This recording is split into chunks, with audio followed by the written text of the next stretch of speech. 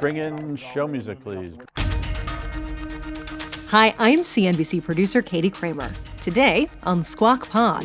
President Trump saying that he has picked Kevin Warsh. Finally, the president's pick for new Federal Reserve chair. CNBC's Steve Liesman helps break down the news. Warsh has criticized staff, he's criticized the PhDs, criticized the elite running policy, and he also has said that policy has been favoring the wealthy rather than people. And I think rightly so when it comes to criticizing, by the way, the Fed's actions during the pandemic. And Exxon Mobil posting a strong financial quarter, even though oil prices are low and supply is high. Exxon chief Darren Woods joins us. The markets are well supplied, so you've got a comfortable supply of oil, which is why we haven't seen a lot of volatility in oil with all the geopolitical dynamics. Plus, the future of the Democratic Party with Maryland's Governor Wes Moore, why he's focused on what works rather than what's partisan. Baby bonds and these type of structures are things that I have advocated for years. I think it's one of the more effective things that you can do to actually impact the issue of childhood poverty, which is the reason why I ran for governor in the first place. It's Friday, January 30th, the last trading day of the longest month ever. Squawk Pod begins right now. Stand Becky by in 3, 2, 1. Cue it, please. Good morning, everybody. Welcome to Squawk Box right here on CNBC. We're live from the NASDAQ market site in Times Square. I'm Becky Quick along with Joe Kernan. Andrew is out today. Welcome back. Thank you. Can we? You look tan. Can we go back to, it's windburn. Back to Davos, it's warmer there? Yeah. I can read your mind. We've been doing this for so long. Yeah. No, this is windburn. This is windburn. Played golf at a place where, there's a course out in California where it's spyglass. Every hole is uphill. Oh, yeah. At this course, that beautiful, fantastic course down in Florida, wind in my face every hole. May the wind be always at your back. Yeah, no, it wasn't. Irish. No, my swing is in general just smooth as silk, and with a 30-mile-an-hour wind in my face, it's really something to behold. So you got a really low score, is what you're trying to tell me? Or not? No. No, it's scary. Makes me worry about Pebble Beach. And people watching. That's coming up in a couple it's coming of up. And people watching and everything else. Joining us right now on set to talk about affordability, the energy grid, and much more is Maryland Governor Wes Moore. Governor, it is great to see you this Great morning. to be back with you. Thank you. Thank you for coming in. It's my pleasure. My pleasure. I guess front and center, affordability issues. That's been something we've spoken with you about in the past. It seems to be resonating through both political parties because it is something that hits so close to home for so many Americans right now. Where do we stand on the affordability issue? Do you think things are going to be better or worse in 2026? Well, and it's also important to remember that this is not a new issue. Yeah. I mean, when I ran in 2022, the issue that we talked about, it's about creating pathways for work, wages, wealth, right? That's essentially affordability, right? It's making sure that people can find good jobs, that can pay them fair wages, and people have a chance to own more than they owe. That's essentially all people are asking for. And so even if you look at the policies that we have laid out and the things that we are, really prioritizing for this year, it's things like going after price manipulation, where you have large corporations when people walk into grocery stores and their data is being used against them to adjust prices. That we're going after things like housing, where I'm probably one of the most bullish governors in this country on increasing housing inventory. Because if you increase inventory, you're going to, by in essence, help to drop costs. That we are focusing on things like energy, where I want to have more energy options. I want to invest in nuclear and solar and additional nuclear options, where I believe in an all of the above approach when it comes to energy, because that will help to drive down cost. And so I do think this is an issue now, but also I don't think this is a new issue for many people in our community. It's not a new issue, and let's be honest, this came from the huge increase in inflation that we saw post-COVID or during COVID and then post-COVID. Absolutely. Started in the Biden administration. It was really strong, and that inflation has tamped down, but prices haven't come down. And so Americans are still feeling this pinch. But they are. And I think what we're also seeing is you have that combination of inflation and now rising unemployment. So you're having those stagflation pressures. But wages are rising at least, finally. We're finally watching wages rise, but we're not watching wages rise to the same extent as prices. right? And that's the thing I think people feel. Their real wages have been rising. Correct, but So that means that it's faster than inflation, just by definition. Than the old inflation. Yes. Then Where the old inflation. But I think the challenge also becomes this: is that if we're watching unemployment also rise, you can raise wages. And for people who have work, that's great. But we're watching more and more people who now no longer have work, or at least a steady type of employment. The Fed, in the most recent thing, said the risk of a real weakness in the labor market has subsided, and we're still basically at full employment. We are. 4.5, 4.6? About that. That's exactly right. And honestly, listen, if you look at the state of Maryland, when I was first inaugurated as governor, we were ranked 43rd in the country in unemployment. We have taken a greater hit of federal employees being fired than anyone else. I mean, we've now had over 25,000 federal employees fired who are Marylanders, just in Maryland alone, more than any other state in this country. But because we've seen private sector employment kick up, and because we've been really creative about ways to support our federal workers, we've actually had an unemployment rate that's still significantly lower than national average. Look, this is an issue that both political parties are trying to capitalize on. They say the word affordability, they say the words trying to make it easier for Americans, but they both have pretty different ideas, at least if you're looking at the national level of these politicians who are talking about how to bring some of those ideas down. Here in New York City, Zohran Mamdani has made a lot of headlines this week talking about how he thinks the wealthiest individuals and the biggest corporations are going to have to understand that their relationship with the city is going to have to change, that they will be paying more to offer more services to those who are at the bottom end of that. I don't think that's necessarily the same school of thought that you come at with some of these issues. Yeah, I mean, I just introduced my most recent budget, last week, and for the fourth year in a row, I did something that no one in Washington can do, which is actually present a balanced budget. You have to, don't you? Yeah, no, it's fair, but we present a balanced budget that does not raise taxes or fees on the people of the state of Maryland, that still keeps a very healthy 8% within our rainy day fund, that actually significantly cuts the structural deficit that Maryland had that I inherited when I first became the governor. And if you look at what we did last year, we actually did tax reforms, but the tax reforms we did was actually giving the middle class a tax cut, military veterans a tax cut. And we asked those who were doing well to invest a little bit more. But when I'm talking about a little bit more, for a person who's making over $750,000 a year, their increase was about $1,400. And so we think that was a smart way of being able to say we are going to make investments in our public schools, we're going to make investments in law enforcement, and we've seen the results of those type of investments already.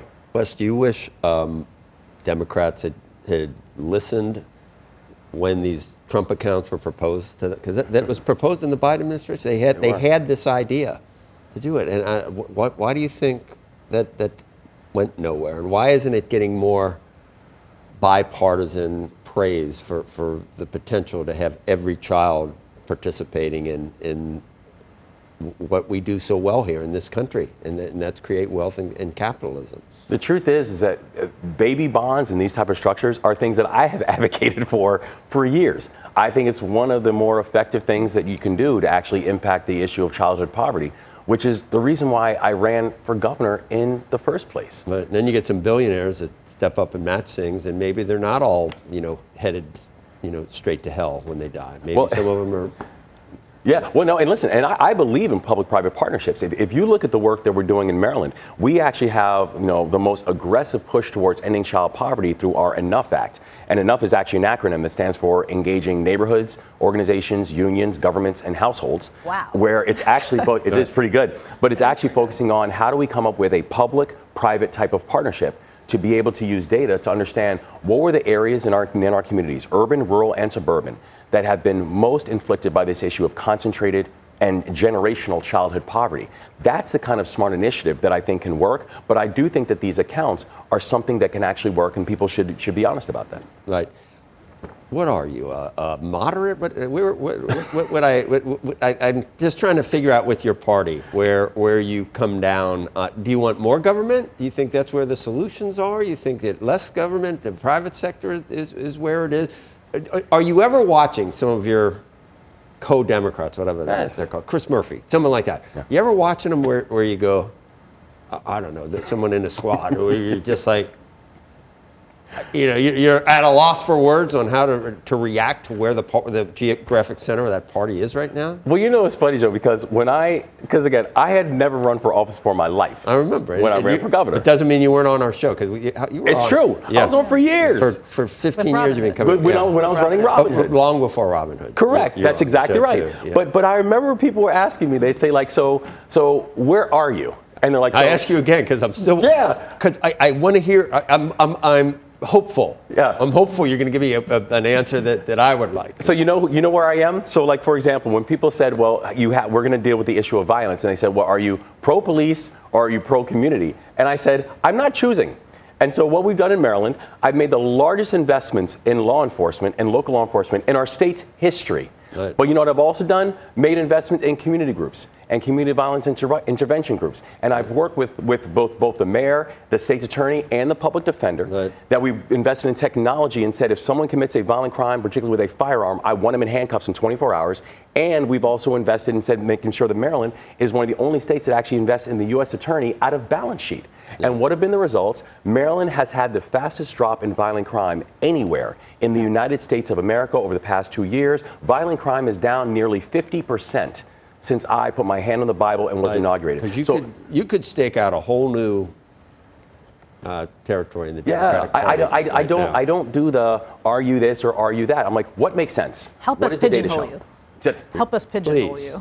Because your part, you can. I just am thinking about. Let's talk. I can help you. I can just give you some friendly advice on how to approach things. Because, I think the country's looking for. There will be a post-Trump United States, obviously. Yeah. And I just don't think it's going to be quite as polarized as it is. But it's hard to find a candidate that appeals to anyone on both. It's like there's what is it? The Venn diagram. The Venn diagram is like this right now. Yeah. It's nice to find some. And it could be. Yeah. Right. It doesn't have to be. But honestly, I think that's why I love being a governor. Because as a governor, you don't get a chance to just, rail. I don't, That's all they do. Well, and that's the thing, as a governor, my job is not just to push back, right? My job is to push forward.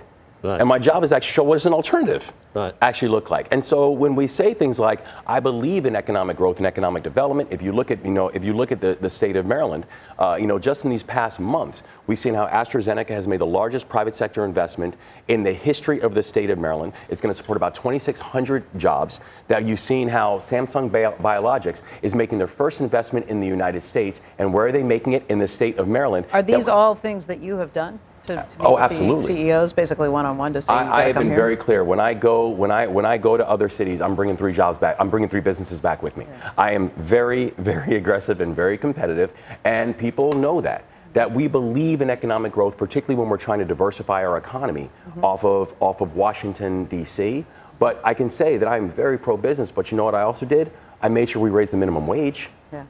I made sure that we're protecting our workers. We did procurement reform to actually support more minority-owned businesses and women-owned businesses and veteran-owned businesses. And we also did things like regulatory and permitting reform and making it easier for businesses to grow. So I guess, so the answer is, where do you fall? Is I just like getting things done, and I don't like falling into the ideological boxes. Governor Moore, thank you. Thank you. I have the feeling we'll see you again soon, Wes. Yes, we will. I could have said, if you were a tree, what kind of tree would you be? That was a famous Barbara Walters question. Right. So I just said, what would you be? I want to be like an oak or something like that. Tall, firm, steady. Right. Yeah. That's what I want to be. I'm not sure I am. Tease will be next. Coming up on Squawk Pod, the winning Kevin Warsh, officially President Trump's pick for next Federal Reserve chair. Steve Liesman joins the team with his analysis. Can't we just say for Fed watchers that had hair that was on fire, that the worst did not come to pass? Were you making an anti-baldite comment there, Joe? You're listening to Squawk Pod from CNBC. And we had breaking news this morning in our TV broadcast. Check it out. Up and Becky, Q. All right, it is official, the breaking news that we've all been waiting for. It is now out on Truth Social. President Trump saying that he has picked Kevin Warsh as his choice for the next chairman of the FOMC, next chairman of the Fed. We will continue to get some of these numbers up. I have some of this information up. It is literally just hitting. But this is what we've been talking about since last night, really. The news was first out, kind of been reported in several different outlets that President Trump had honed in on his choice. He said that himself. Have you seen the actual truth? No, I haven't. I got it because he's okay. Oh, here it is. He's really got a lot that he's saying here. We should probably go. Yeah. Is that all we're going to Well, go ahead and read what you've got. Kevin currently serves as the Shepherd Family Distinguished Visiting Fellow in Economics at the Hoover Institution, lecturer at Stanford Graduate School of Business. He's a partner of Stan Druckenmiller at Duquesne Family Office, LLC. Received an AB from Stanford. Guess he couldn't get in anywhere else. And a JD, kidding, from Harvard Law. Also, he has conducted extensive research in the field of economics and finance, issued an independent report to the Bank of England proposing reforms and the conduct of monetary policy in the UK. Wow, the president went wild here with all this. Parliament adopted the report's recommendations. He became the youngest Fed governor ever at 35 and is a member of the Board of Governors of the Federal Reserve from 2006 until 2011 as the federal representative to the Group of 20, G20 as the board's emissary to the emerging and advanced economies in Asia. This is really long. In addition, he was administrative governor, managing and overseeing the board's operations, personnel, and financial performance. And prior to his appointment to the Fed, from 2000 to 2002 to 2006, he served as special assistant to the president for economic policy and executive secretary of the White House National Economic Council. Previously, Kevin was a member of Mergers and Acquisitions Department at Morgan Stanley, serving as vice president and as an executive director. I've known, and here's, this is the last and maybe most salient thing here. I have known Kevin for a long period of time. I have no doubt that he will go down as one of the great Fed chairmen, maybe the best. On top of everything else, he is central casting. And he will never, and he will never let you down. Congratulations, Kevin, President Donald Trump. He's a married guy, but I can just tell you one funny anecdote. I don't think he'd care if I told you. I was at lunch with him at Michael's, and a very attractive woman came over after he had gone to the bathroom and said, "Would you give that gentleman my card?" I'm like, "Are you serious?" Yes. And he's all dapper and decked out. I don't know what I said at that point. Go away. What I said was, I go, "What? I'm sitting right here. I'm sitting right here. What am I?" And I guess I was chopped liver. Let's get let's get to our senior economics reporter, Steve Liesman. That never happened to me, Steve. Never happened in college. Never happened in. No one ever came up and gave me a card. Yes, Joe. Well, the president, as you just said, announcing moments ago that former Fed Governor Kevin Warsh will be his pick for nominee. That concludes a very months-long process. I believe it began back in the summertime. There's a picture of Kevin Warsh.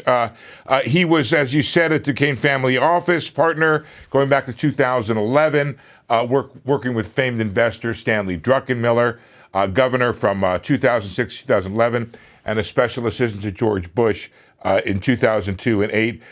He's been a sharp critic, as you know, Joe, of the Fed and Powell, blames them for the pandemic inflation. There you go.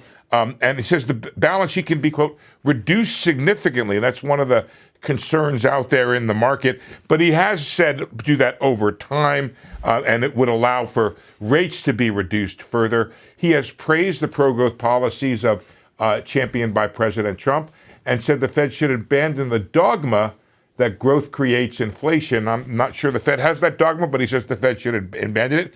He supported the initial QE purchases of the Fed in the Great Financial Crisis. Then he broke with Bernanke over subsequent QE purchases, in part because of his concern over inflation. that inflation didn't appear, and he's been criticized for that. If he's concerned over inflation, one of the reasons why people think he's somewhat hawkish.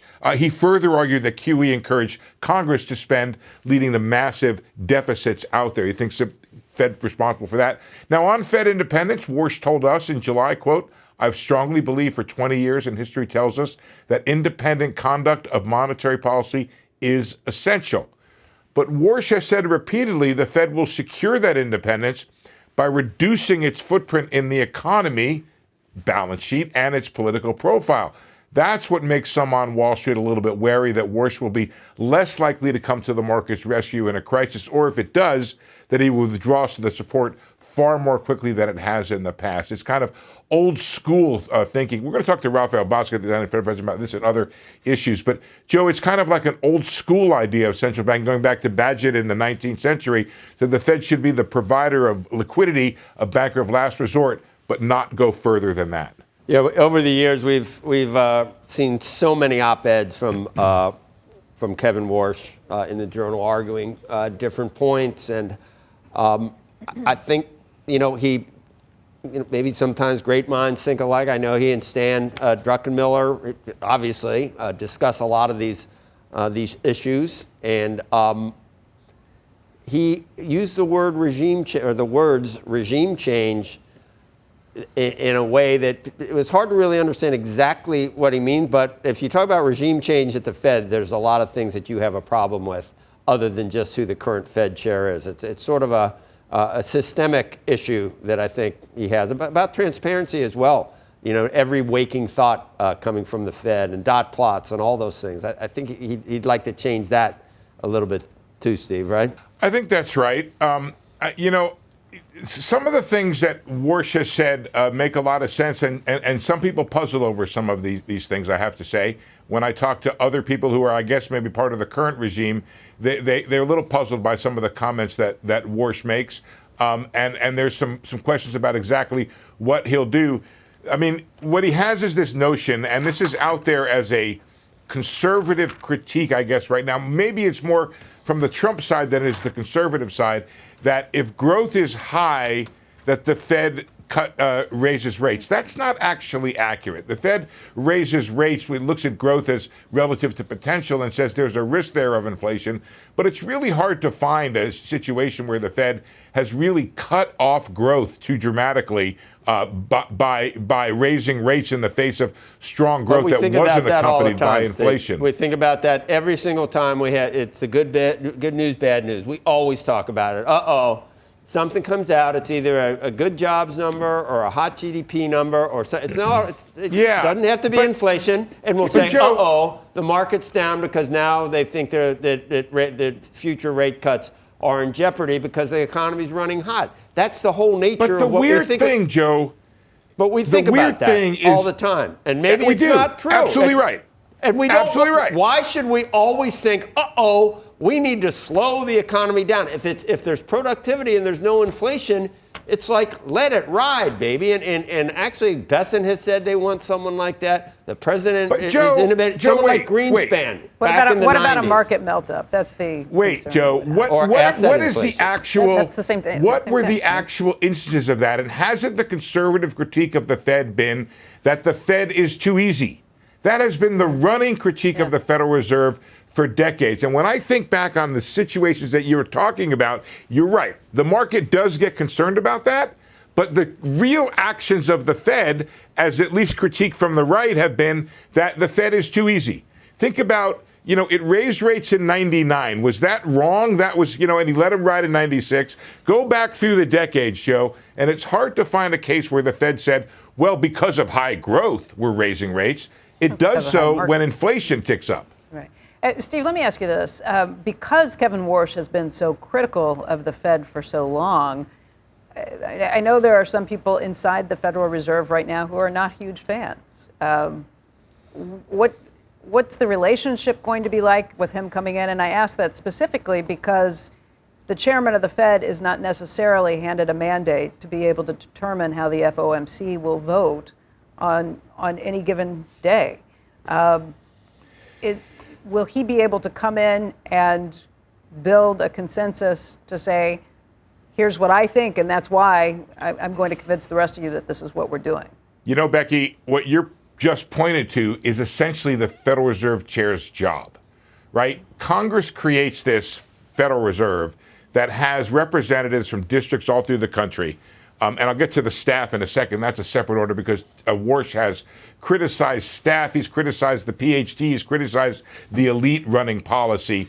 And he also has said that policy has been favoring the wealthy rather than people. And I think rightly so when it comes to criticizing, by the way, the Fed's actions during the pandemic. But he's going to have to put a consensus together. And by the way, that's one of the things that, at least in our Fed survey, is something that makes people a little less concerned about whoever this chair is going to be, is that the committee is still there. He still needs the committee. He has to work with them. Now, the Fed chair has a lot of sway over the committee, especially the Board of Governors typically. But there's going to be people like, you think about the tradition at Kansas City, which has been, leaning against lower rates for a very long time, back through many presidents. We have Esther George on all the time, Tom Honig, and now Alberto Musalem, who's in there, has been somewhat hawkish. That's St. Louis. Jeff Schmidt from Kansas City has dissented several times. So Fed Chair Becky's going to have to put the together. He's going to have to work with the staff. But you can imagine, you're right. There are people who disagree with Powell, with Warsh's ideas, especially about QE, and they think that Warsh was wrong, essentially, in the wake of the great financial crisis about his concern about inflation when it came to QE. Don't we need, with as much hand-wringing and pearl-clutching as there was from Fed watchers about the independence of the Fed, don't we at least need to give Trump some credit that has not, at least this is an indication that he's not putting in a rubber stamp for lower rates? If he had picked Hassett, that's the first thing that would have been splayed across every newspaper in the land, that the independence of the Fed is gone because he put one of his cronies in. So can we at least... Yep. I'm not singling you out specifically, but can't we just say for Fed watchers that had hair and that was on fire, that the worst did not come to pass? Were you making an anti-Baldite comment there, Joe? That's okay. I'll let that one go. It was not anti-Baldite. I'm not an anti-Baldite because I've accused of it a lot. I think you are. I feel for follically challenged individuals. I feel your pain. I'm not challenged, Joe. I'm happy and proud about it. Okay. It's maybe my. I've asked you to shave it completely. So you'd look like a total badass. My most redeeming feature, and I'm sure our producers don't want us talking about this because I will answer your question. I like your Churchill analogy, and I do need to point out that it was sort of market resistance and Wall Street resistance to Hassett. I agree. That caused the president to change his mind. So, trial balloons. Yeah. Trial balloons were not good. Nobody. Let me give the president and Treasury credit in the following way. This was a very public and transparent process. We were able to have several scoops on what was going on. We're not the only ones. We understood what was going on. These things were out there, and the president got a view of what was happening. I think perhaps the criminal investigation of Powell played a role in some of this. But in terms of finding somebody who I think the market can count on to be independent, I don't think that Kevin Warsh is going to preside over runaway inflation in this economy. And I think that there is room for the Federal Reserve to be tighter with its policy. I think the Federal Reserve, and I think Powell has acknowledged this, was wrong to hang on to QE as long as it did in the wake of the pandemic. I think that was a problem. I don't think the rate thing is more of a debatable issue right there. So I don't think that we have abiding concern right now with Kevin Warsh being the nominee about independence of the Federal Reserve. Great. He's got great hair. Not that Jay Powell has pretty darn good hair for his but problem. You have good hair. Steve, you're amazing and we love you. You're an incredible reporter and you're hot. He's very hot. But People say I shouldn't wear a hat because it covers up my most important feature. Get rid of this. Get rid of this and you will, I'm telling you, you will be a babe magnet. Get rid of that. Not that you need I'm only on TV because I have to be to report. Otherwise, I'm better on radio, I'm sure. Checking the futures. Thank you, Steve Lee. Thank you, Steve. You're amazing. Anti-Baldite. You remember that? That was a good. They went to meetings. George did. Can't stand you. Exxon Mobil posting strong quarterly earnings this morning despite the largest loss in oil prices in years. Oversupply or not, Exxon CEO Darren Woods says his company is well positioned. Oil prices down, commodity prices down across the year. That took about $6 billion of earnings from our 2024 endpoint. We clawed back more than half of that through growing advantaged volumes and cutting additional cost. That interview is up next on Squawk Pod. This is Squawk Pod, today with Joe Kernan and Becky Quick. Here's Becky. Welcome back, everybody. Exxon Mobil beating on both the top and the bottom lines. Joining us right now for an exclusive interview is Exxon Mobil's chairman and CEO, Darren Woods. Darren, welcome. It's great to see you this morning. We know oil prices have been down, but how has Exxon been operating under those lower oil prices? Well, I think we had, as you saw in the quarter, a really strong quarter, which topped off a really strong year. As you said, oil prices down, commodity prices down across the year. That took about $6 billion of earnings from our 2024 endpoint. We clawed back more than half of that through growing advantaged volumes and cutting additional cost. If you look at our total production in 2025, it's the highest it's been in over 40 years. We had record production in Guyana, record production in the Permian. We added an additional $3 billion of structural cost reductions on the year. That brings our total since 2019 to over $15 billion of structural cost reductions. That's more, Becky, than if you took all of our major competitors, added them together. Our single company number beats that. Wow. On top of that, we had a great year for projects. If you look at the portfolio of projects that we had to deliver in 2025, there were 10 very large, complex projects that we delivered on plan, many of them under budget and ahead of schedule.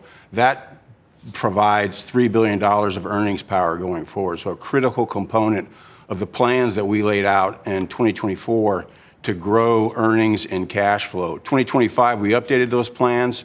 Right now, we see our plans grow earnings by $25 billion through 2030 and grows cash flow by $35 billion to 2030 on a constant price and margin basis. So we feel really good about what we delivered and really good that we're on this track and on plan to continue to grow earnings and cash flow.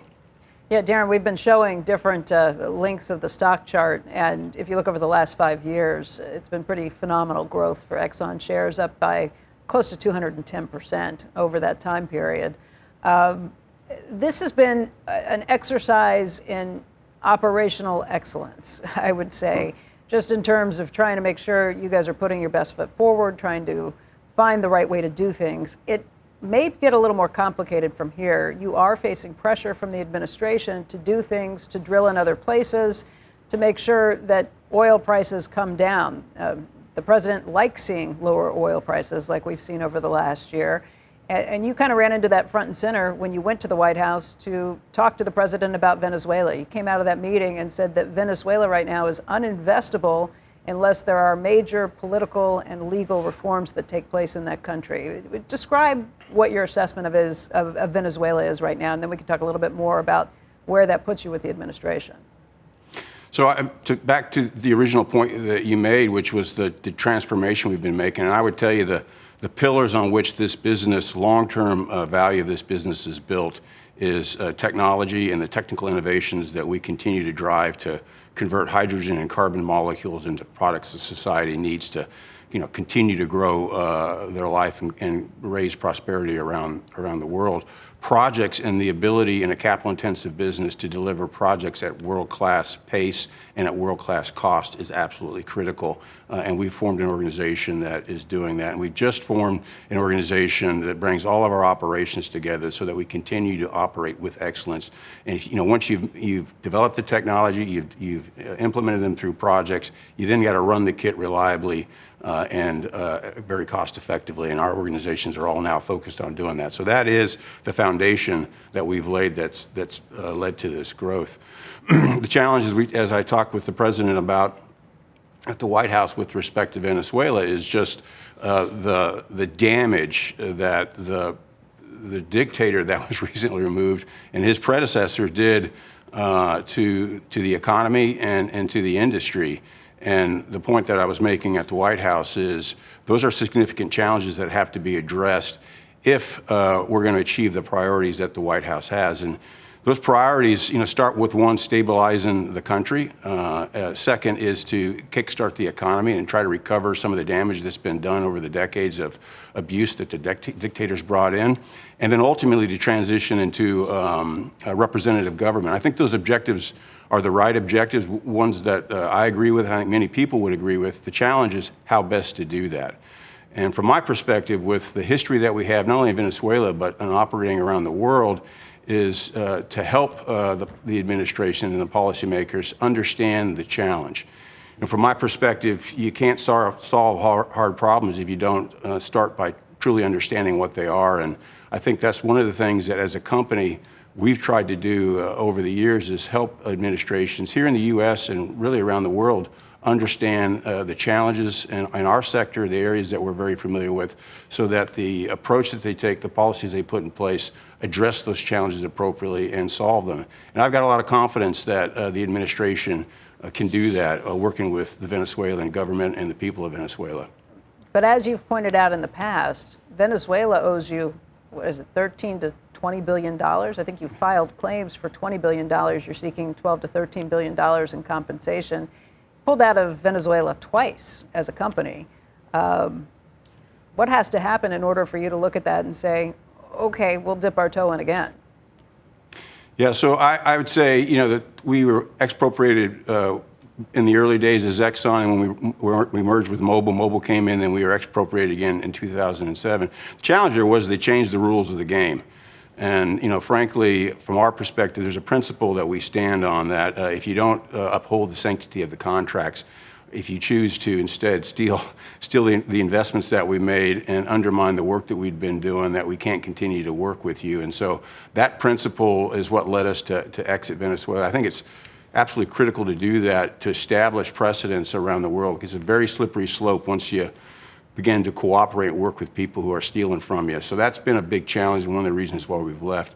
We've had success with our arbitration and recovery. We've recovered a substantial amount of the money. So today, the balance is not material with respect to the whole of the corporation with what we're owed there. The bigger challenge is the investments that you have to make going forward for the next many decades, and making sure that the right legal frameworks are in place, the protections are in place, and the fiscal systems reward the investments that have to be made. Yep. The pendulum. I know you're waiting for me, Darren. The way that I know you are. Good morning, Joe. Good morning, Joe. It's great to see you. I know you are. I know you're waiting, but the pendulum. I would say you should be in a great mood because you can, probably get, tables at a restaurant now. You might actually get a loan, might be able to get a loan from a bank without the Fed saying don't give any money to a fossil fuel company. I mean, there are good things happening. My question would be, you talk about your innovation and all these projects. Would you de-emphasize some of those, what I thought were crazy projects, the carbon capture stuff? Because is that profitable without subsidies from the government? And would you de-emphasize any of those at all, given the way just the whole, and it's colder than hell back here. I mean, well, hell's not cold, but it's cold and it's 30 degrees. The global warming in Florida is really bizarre to witness right now, Darren. I don't know if you've noticed. But is any of that being de-emphasized given the sea change in that whole zeitgeist that we went through since Al Gore's movie? So, Joe, let me start by maybe trying to level set with you. If you look at what we've been doing since 2018, we took a lot of heat very early on because we've never backed away from the importance of oil and gas to the world's energy system and the role that it plays in economic growth and raising people's prosperity levels. We have been investing and was heavily criticized for continuing to invest and those resources and developing throughout this time. We're the one company that didn't slow down and didn't back away from that. And so today, we're the largest producer in the U.S., and we're growing production faster than any other company in the world. So that foundation of focus on the things that we know how to do and contribute to what's needed by society has been focus from the very It was beginning. a big And so- cheerleader for you. Maybe, in fact, you probably were listening to me. That's why you did that, didn't you? Is that? No, I don't actually recall that, Joe, but I'll take your word for it.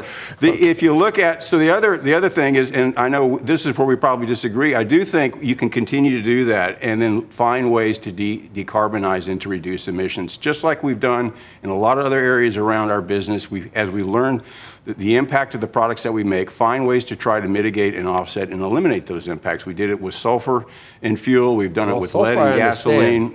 This is another opportunity, and so we're looking at it from an invest what we can bring to the equation and whether we can generate a return on those investments. The rug might get pulled out from under you if the whole world decides that. We went to Davos, and now one person talked about climate this time. Oh no, wait a minute. There was some crazy guy that like burst into some panel meeting, and he was like wild-eyed, and his hair was, and he was screaming. And it was Al Gore, actually, was the one, right? I knew you were. He was the one guy that showed up there and was like heckling, and he's like, I think security escorted him out because he was just crazed because there's still some ice in the Arctic. I would separate out what I'd say the activist and the ideologues and just focus on responsible companies ought to be looking at the impacts that they have on their environments and doing what they can to reduce it. And Joe, what I would tell you is the investments that we're making are generating returns. And if the markets don't develop for these investments, if there's not enough incentives to drive them, we won't make the investments. That's how we're running the business. We can walk and chew gum. We can't walk and chew gum. We can do both these things. You can. I don't know about everybody. You can. That whole hysteria was not a friend to Europe and a lot of parts of the world that have no energy. You are absolutely, I would tell you, you're absolutely right. And Europe is a classic example of how they've let that ideology drive their policy, which is significantly impacting the investability of Europe, the competitiveness of the assets that are there. Their businesses are shrinking. Our industry is shrinking there, and that is really putting them in a perilous position with respect to economic growth, but more importantly to energy security. And they haven't learned any lessons from the Russian invasion of Ukraine, the loss of gas there, and unfortunately it's a very slow spiral down. And Europe's got to make a significant change here and recognize there's a balance to be struck between economic growth, supporting the businesses that contribute to that economic growth and underpin today's living standards while addressing the emissions. And as I said, you can do both of these things. You don't have to give up on either one of them, but you need to be thoughtful and balanced. Yeah. Darren, I know you don't have a crystal ball, and I know your job is to make sure that Exxon is profitable no matter what the price of oil is doing. But you have to also be constantly watching it, trying to figure out where you think oil prices are headed. I'm sure you have your own internal projections. Where do you see oil over the next year, and how does that guesstimate change if we actually do something in Iran? So I think, if you look at a very high macro level, in part because of some of the points that Joe made with the president and his recognition of the importance of our industry, the markets are well supplied. So you've got a comfortable supply of oil, which is why we haven't seen a lot of volatility in oil with all the geopolitical dynamics that have been playing out here over the last year. And that's, I think, a good thing in terms of where we're at. Obviously, as large sections of supply today potentially come off through some type of disruption, that's going to have a short-term impact. But I do think over time there's enough capacity and enough spare capacity in the world to step in and try to address that. So my view is, while there may be some bumps and some volatilities, the industry is pretty healthy today and pretty capable of responding to any short-term perturbations. Darren, other things that you are watching, that you're worried about, that you are thinking are good for the industry? What's in your brain?